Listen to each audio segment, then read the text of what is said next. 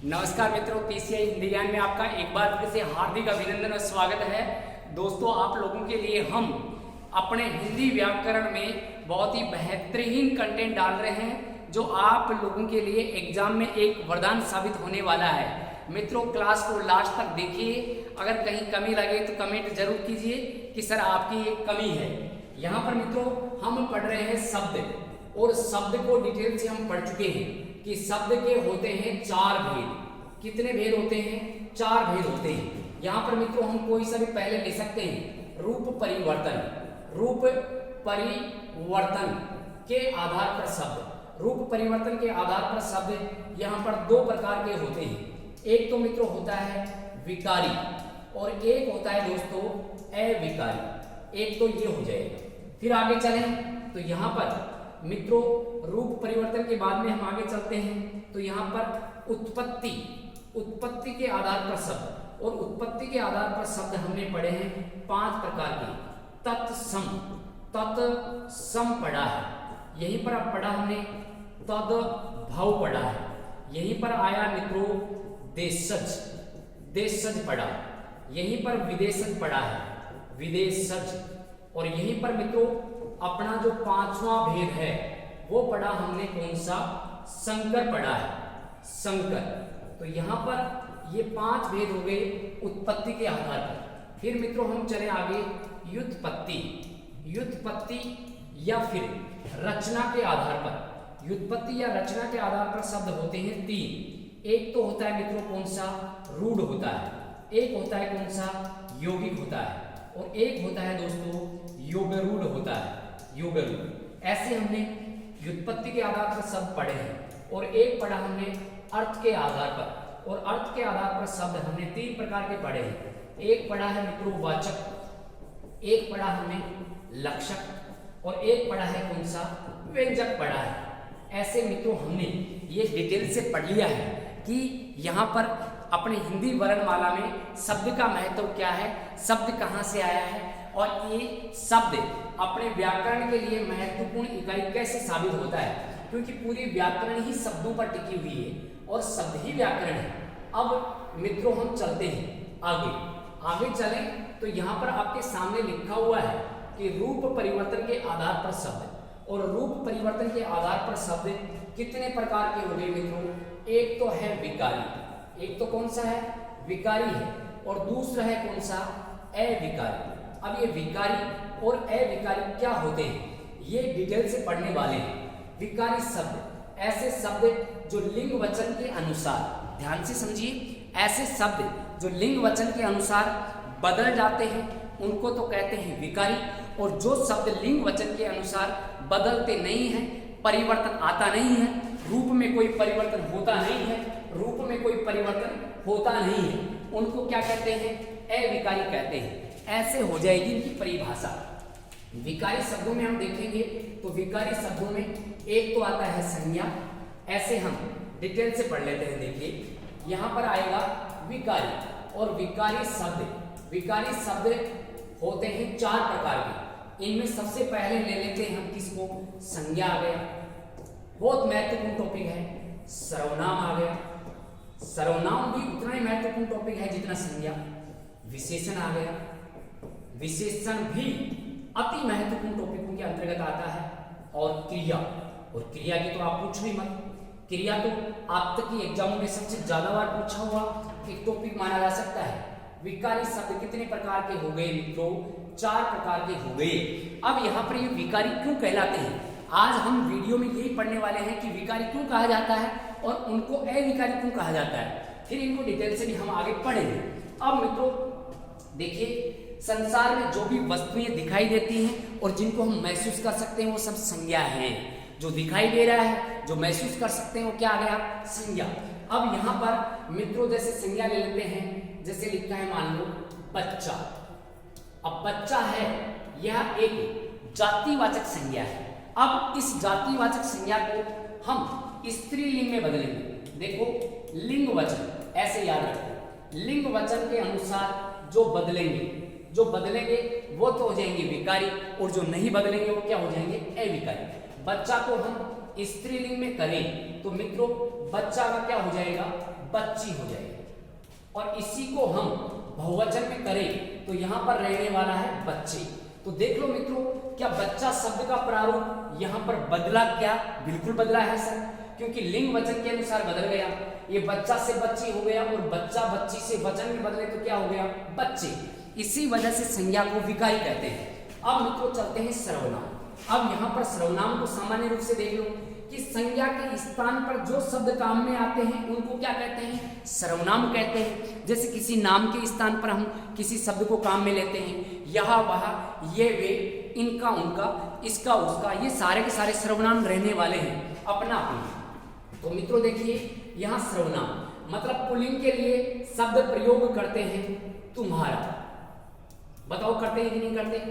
बिल्कुल करते हैं सर। तुम्हारा को स्त्रीलिंग में करेंगे तो क्या होगा, तुम्हारी।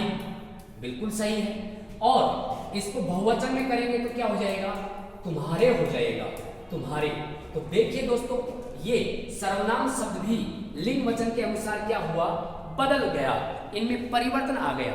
इसी वजह से सर्वनाम शब्द भी क्या होते हैं, विकारी होते हैं। यहाँ पर मित्रों चलते हैं आगे विशेषण में, और विशेषण भी संज्ञा और सर्वनाम से जुड़ा हुआ है, इसको याद रख सकते हैं मित्रों। ऐसे शब्द जो संज्ञा व सर्वनाम, संज्ञा व सर्वनाम इन दोनों की, संज्ञा व सर्वनाम इन दोनों की विशेषता प्रकट करते हैं। इनके बारे में जो कहा जाता है वही विशेषण हो जाएगा। विशेषता प्रकट करने वाले शब्द क्या कहलाएंगे, विशेषण कहलाएंगे। जैसे संज्ञा और सर्वनाम की विशेषता बताने वाले, बच्चा, ये बालक, बालक सुंदर है, बालक कैसा है, सुंदर। तो देखो सुंदर एक विशेषण हो गया। ऐसे बालक के बारे में कहें कि बालक अच्छा है, कैसा बालक है, अच्छा। और बालिका के बारे में कहें तो बालिका कैसी है, अच्छी है। और अगर बहुवचन में कहना चाहिए तो कैसे हैं, अच्छे। तो ऐसे मित्रों ये विशेषण शब्द है अच्छा, और ये भी लिंग वचन के अनुसार बदल रहा है। और जो शब्द लिंग वचन के अनुसार बदलेंगे वो क्या होंगे, विकारी शब्द होंगे। संज्ञा और सर्वनाम की विशेषता बताने वाले विशेषण, और विशेषण भी होते हैं क्या मित्रों, विकारी शब्द होते हैं। फिर चलते हैं क्रिया। अब देखिए ऊपर संज्ञा, सर्वनाम आदि शब्दों के साथ जहां पर कार्य का होना पाया जाता है उसको क्रिया कहते हैं। कार्य का करना या होना पाया जाता है उसको क्या कहते हैं, क्रिया। यहां पर दोस्तों हम लिख सकते हैं, जैसे मान लो शब्द लिखा है पढ़ता, स्त्रीलिंग में करो पढ़ती, बहुवचन में करो पढ़ते। तो बिल्कुल देखिए क्रिया शब्द भी बदल रहा है, क्रिया शब्द भी लिंग वचन अनुसार बदल रहा है। मतलब लिंग वचन आदि के अनुसार बदलने वाले वो कहलाते हैं क्या, विकारी। तो मित्रों क्रिया शब्द भी कैसा हो गया, विकारी हो गया, क्योंकि आप देख लो पढ़ता, पढ़ती और पढ़ते। ऐसे अपन बात करें तो यहाँ पर ये विकारी शब्द लिंग वचन के अनुसार बदले हैं। अब मित्रों ये तो हो गए विकारी। अब इसी के आगे हमने पढ़ा है कौन सा, अविकारी। तो देख लेते हैं अविकारी। अब ये नाम से ही पता चल रहा है, एक का मतलब नहीं, जिनमें विकार नहीं आता, जिनके रूप में परिवर्तन नहीं आता, उनको हम अविकारी कहते हैं। और अविकारी शब्द भी होते हैं चार प्रकार के। यहां पर हो जाएगा मित्रों क्रिया विशेषण, क्रिया विशेषण हो गया। फिर मित्रों हम चलते हैं आगे, यहां पर हो जाएगा समुच्चय बोधक हो जाएगा, समुच्चय बोधक।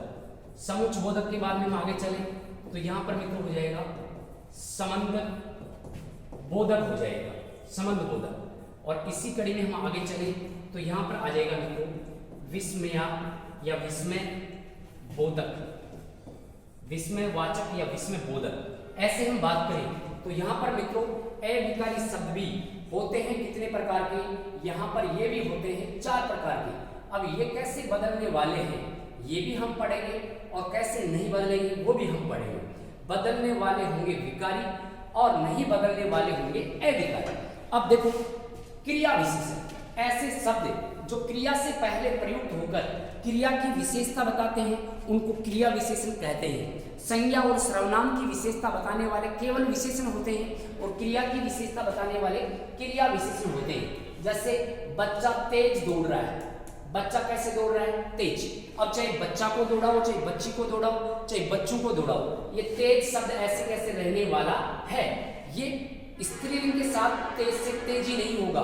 जैसे बालिका तेजी दौड़ रही है, नहीं। बच्चे तेजी दौड़ रहे हैं, नहीं। तो तेज शब्द कैसा हो गया मित्रों? अविकारी। और अविकारी में कैसा है? क्रिया विशेषण, क्योंकि क्रिया की विशेषता बता रहा है। ऐसे ही हमें यहाँ पर धीरे धीरे पढ़ना चाहिए, पढ़ने की विशेषता बताई जा रही है। तो यहाँ पर धीरे धीरे, तो ये भी क्या हो जाएगा? क्रिया विशेषण। तो यहाँ पर मित्रों जो क्रिया से पहले प्रयुक्त होकर क्रिया के बारे में बताते हैं उनको क्रिया विशेषण कहते हैं। और ये तेज ऐसे कैसे रहेगा, धीरे भी ऐसे कैसे रहेगा, ये सारे के सारे ऐसे रहने वाले हैं। फिर आ जाएगा मित्रों समुच्चयबोधक। समुच्चयबोधक में एक उदाहरण ले लेते हैं, जैसे और लिखा है, या फिर मान लो या लिखा है, या फिर मान लो अथवा लिखा है। अब राम अथवा श्याम, सीता अथवा गीता, बच्चे अथवा बच्ची, तो ये अथवा ऐसे कैसे रहने वाला है? राम और श्याम, गाय और भैंस, ऐसे पशु और जानवर, तो ये सारे के सारे और शब्द बदलेंगे नहीं। बच्चा और बच्ची, तो समुच्चय, समुच्चय में प्रयुक्त होने वाले समुच्चयबोधक कहलाते हैं। लिंग वचन के अनुसार बदल नहीं रहे हैं। और संबंधबोधक, जैसे मान लो किसी प्रसरक के साथ आते हैं, जैसे के सामने, के सामने, जैसे के भीतर, इन दो शब्दों से हम समझेंगे। के भीतर, के सामने। घर के भीतर छोटा सा मंदिर है, घर के भीतर, तो वहां पर के भीतर घर से संबंध स्थापित हो गया। तो यहाँ पर मित्रों के भीतर शब्द है, ये ऐसे कैसे रहेगा? घर के भीतर लोग बैठे हैं, घर के भीतर मंदिर है, घर के भीतर गाय है, घर के भीतर मधु है, घर के भीतर लड़का है, तो के भीतर ये ऐसे कैसे है? घर के सामने यहाँ बदमाश खड़े हैं, घर के सामने गाय खड़ी है, घर के सामने लोग खड़े हैं, तो यहाँ पर के सामने ऐसे कैसे रहने वाला है। फिर आगे चले विस्मय बोधक अवयव। विस्मय बोधक अवयव में विस्मय के साथ आने वाले, मतलब ये विस्मय चिन्ह हो गया। जैसे आपके सामने लिखा हुआ है आहा, आहा, मैं उत्तीर्ण हो गया, बहुत आनंद आ रहा है, हर्ष का आभास हुआ है। यहाँ पर मित्रों आपके सामने लिखा हुआ है विस्मय बोधक। और विस्मय बोधक में कौन सा शब्द आ गया? आहा। तो ऐसे शब्द आए जैसे कहीं पर विस्मय का बोध करवाते हैं, आहा, अहो, छी, हे राम, हे क्या हो गया, ऐसे सारे आने वाले विस्मय बोधक के अंतर्गत आते हैं। तो ये हे राम ऐसे कैसे आए, इसमें कोई परिवर्तन नहीं होगा। ये हे राम यहाँ आओ, यहाँ आना ऐसे लिखा है। हे सीता यहाँ आना, हे राधा यहाँ आना, तो मतलब ये शब्द यथावत ऐसे कैसे रहने वाले हैं, शब्द बदलेगा। हे राम ये क्या हो गया, तो ऐसे शब्द, ऐसे ही अहो, ऐसे छी, तो ये शब्द विस्मय बोधक शब्दों के अंतर्गत आते हैं। मित्रों सीधी भाषा में समझें कि रूप परिवर्तन के आधार पर शब्द दो प्रकार के होते हैं, विकारी और विकारी, विकारी और अविकारी। मतलब जो लिंग वचन के अनुसार बदलेंगे उनको विकारी कहते हैं, और जो लिंग वचन के अनुसार नहीं बदलते उनको अविकारी कहते हैं। अविकारी के अंतर्गत ये चार पढ़े अभी, विकारी के अंतर्गत संज्ञा, सर्वनाम, विशेषण, क्रिया, ये होते हैं मित्रों विकारी शब्द, जो हम अच्छे से पढ़ चुके हैं। अब अगली क्लास में इनको हम पढ़ने वाले हैं डिटेल से। मित्रों कैसा लगा आपको विकारी और अविकारी शब्दों का ये शॉर्ट वीडियो? अच्छा लगा हो तो कमेंट करके जरूर आप बताइए, बुरा लगे तो भी कमेंट कीजिए, ठीक है। अगर मान लो लगे कि हाँ बात में दम है तो आप चैनल को शेयर और सब्सक्राइब कीजिए। धन्यवाद। जय हिंद, जय भारत।